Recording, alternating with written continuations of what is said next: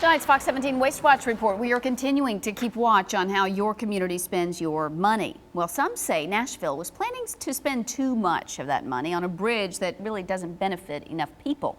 The bridge actually to the Gulch would have cost taxpayers $16 million, certainly in that neighborhood, before the Metro Council stopped it last night. Fox 17 Sky Arnold joins us now live from the Gulch with why some say this bridge should not have come as close to being built as it did.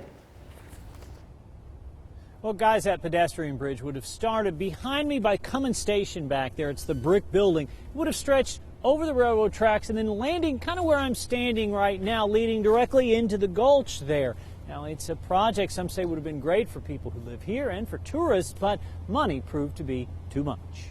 At the edge of the Gulch is Taste from across the pond. And we take great pride in being very authentic. Manager Greg Hartley believes the pub's English-style menu is the type of thing tourists would walk to from downtown.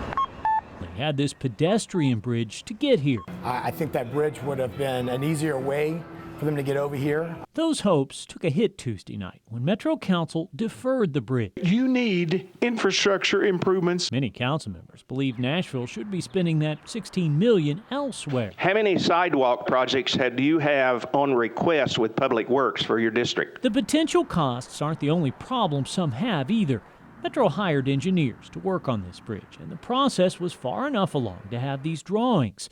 Public Works wasn't able to tell us how much of your money was spent. There should be some acknowledgement of the council's authority in this. But Emily Evans says the entire process was too far along for a bridge she says her fellow council members were nowhere near approving. There are some back of the envelope work that gets done for major projects before they're proposed. But that's not what we've done here. What we've done here is we've done design work and we're ready to start acquiring right-of-way. It's one reason Evans helped defer this bridge and its potential for the Gulch indefinitely. Would have been a great benefit to be able to have the access to those customers and guests to come and visit us in the other areas to experience what a great place the Gulch has become. Now, Metro Public Works spokesperson tells me the bridge project was actually still in the preliminary design phase. She says that's actually standard for a project at this point in its development. We should also mention, though, that supporters are still holding out hope this bridge project isn't dead for good. There is still a chance, of course, that it could be revived. They hope that might happen after more discussion. We're live at the Gulch. Sky Arnold, Fox 17 News.